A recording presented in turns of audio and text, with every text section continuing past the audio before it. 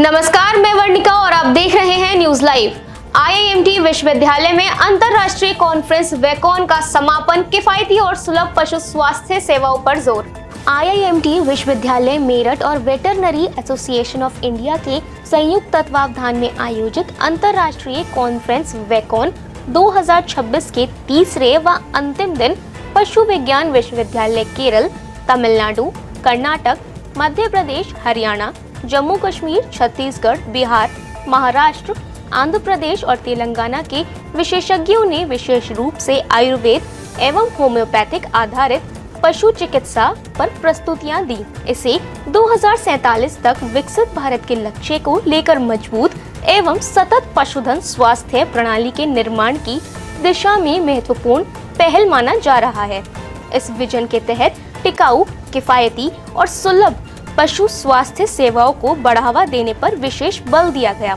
विश्व प्रसिद्ध veterinary homeopathy doctor Surjeet Singh Makkar, doctor Gautam उनी ने होम्योपैथी चिकित्सा से संबंधित शोध पत्र प्रस्तुत किए, जिनको उत्कृष्ट शोध कार्यों के लिए सम्मानित किया गया। सिक्किम सरकार के पूर्व chief secretary Ashok Kumar Srivastava, doctor Vinod Kumar Verma, vice chancellor LUVAS विश्वविद्यालय हिसार, डॉक्टर मनीष चेटली, निदेशक केंद्रीय बकरी शोध संस्थान मथुरा, वरिष्ठ प्रोफेसर RAS चौहान जीबी पंत विश्वविद्यालय, वेटरनरी एसोसिएशन ऑफ इंडिया के राष्ट्रीय अध्यक्ष डॉक्टर जितेंद्र सिंह विशेष रूप से उपस्थित रहे। शोध पत्र प्रस्तुत करने वाले वैज्ञानिकों, शोध एवं पशु चिकित्सा विज्ञान के छात्र छात्राओं, जम्मू कश्मीर से आए 15 प्रगतिशील पशुपालकों को प्रशस्ति पत्र देकर सम्मानित किया गया। संपादक पशुधन प्रहरी एवं राष्ट्रीय संयोजक VAI डॉक्टर राजेश कुमार सिंह ने धन्यवाद ज्ञापित किया। गोयल वेट फार्मा के MD मृदुल गोयल ने विभिन्न होम्योपैथिक उत्पादों एवं उनके वैज्ञानिक परीक्षणों पर आधारित शोध प्रस्तुत किए गए। कॉन्फ्रेंस में 256 से अधिक वेटरनरी प्रोफेशनल्स, फील्ड वेटेरियंस एवं स्टूडेंट्स ने प्रतिभाग किया। नमो भारत के दूसरे चरण की तैयारी, बागपत, बड़ौद और खुर्जा हापुड़ तक दौड़ेगी रैपिड ट्रेन। दिल्ली, मेरठ, पानीपत, करनाल, नोएडा जैसे बड़े शहरों के साथ NCR के दूसरे जिलों को भी नमो भारत कॉरिडोर से जोड़ने की तैयारी है।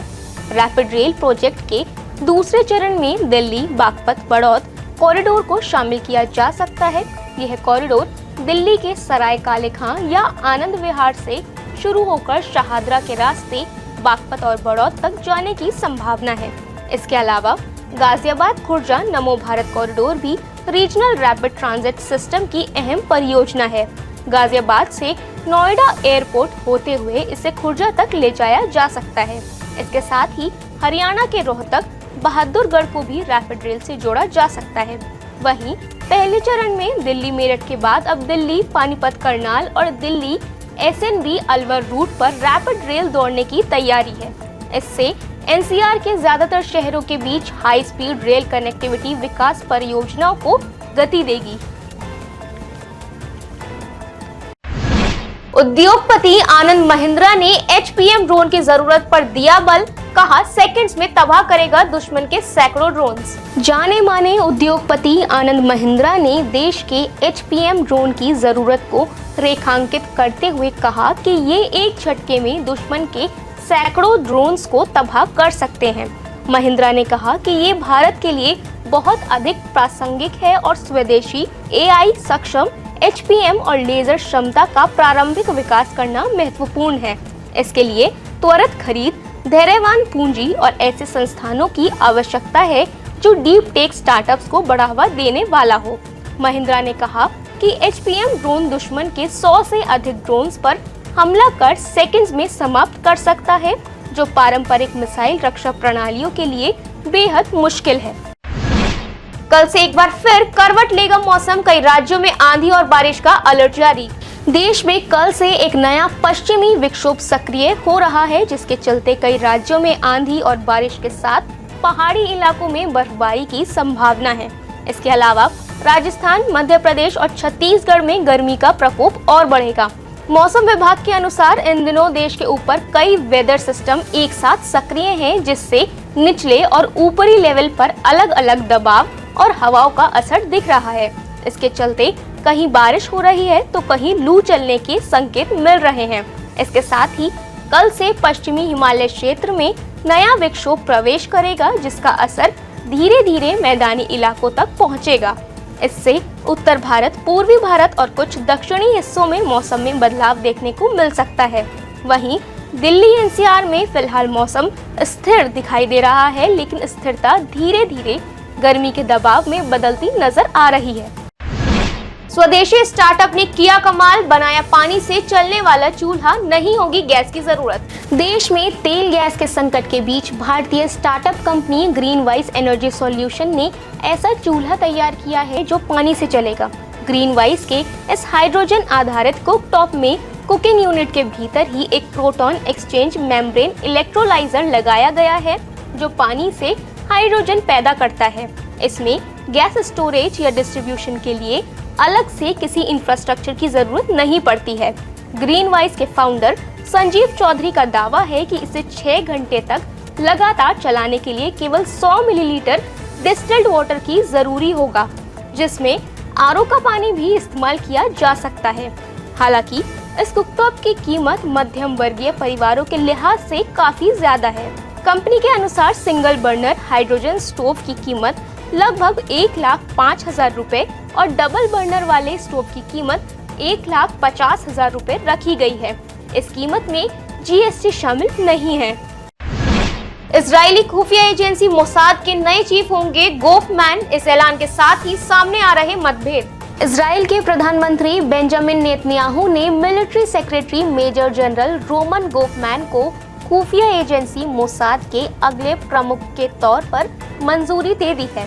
गोफमैन आगामी 2 जून को डेविड बार्निया की जगह शीर्ष जासूसी एजेंसी के प्रमुख का पदभार संभालेंगे। वहीं इस ऐलान के साथ ही मौजूदा मोसाद चीफ बार्निया ने गोफमैन की नियुक्ति का विरोध करते हुए कहा कि वह अपनी शक्ति का दुरुपयोग करने वाले व्यक्ति हैं। इसके साथ ही ओरी एल्माकायस ने कहा कि रोमन गोफमैन की नियुक्ति को मंजूरी देने का सीनियर अपॉइंटमेंट कमेटी का फैसला बेतुका है। एल्माकायस ने कहा कि रोमन गोफमैन की नियुक्ति मोसाद और इजराइल की सुरक्षा के लिए एक असली खतरा है और वे नियुक्ति रद्द कराने के लिए प्रयास करेंगे। प्लेबैक सिंगर श्रेया घोषाल ने मुंबई में खरीदा दूसरा लग्जरी अपार्टमेंट, 30 करोड़ रुपए में हुई deal. Famous Bollywood playback singer Shreya Ghoshal ने अपने माता पिता के साथ मिलकर मुंबई के वर्ली में एक और शानदार अपार्टमेंट खरीदा है। रजिस्ट्री दस्तावेजों के अनुसार यह प्रॉपर्टी 30 करोड़ रुपए में बीते 1 अप्रैल को पंजीकृत हुई है। इस अपार्टमेंट का क्षेत्रफल 2777.84 वर्ग फीट है और इसके साथ 3 कार पार्किंग स्पॉट भी मिले हैं। यह शानदार अपार्टमेंट समुद्र की ओर खुलने वाली वर्ली की प्रीमियम इमारत गोदरेज ट्राइलोजी में स्थित है, जिसे मुंबई के सबसे प्रतिष्ठित और महंगे रिहायशी परिसरों में से एक माना जाता है। श्रेया घोषाल ने इस प्रॉपर्टी के लिए स्टाम्प ड्यूटी के रूप में 1.8 करोड़ रुपए का भुगतान किया है। वहीं इसी इमारत में श्रेया घोषाल के पास पहले से 2750.3 वर्ग फीट का एक अपार्टमेंट है, जिसे उन्होंने 29.7 करोड़ रुपए में खरीदा था। आज के लिए बस इतना ही। कल फिर मिलेंगे देश और दुनिया से जुड़ी नई जानकारियों के साथ। तब तक के लिए देखते रहिए और सब्सक्राइब करिए IIMT मीडिया।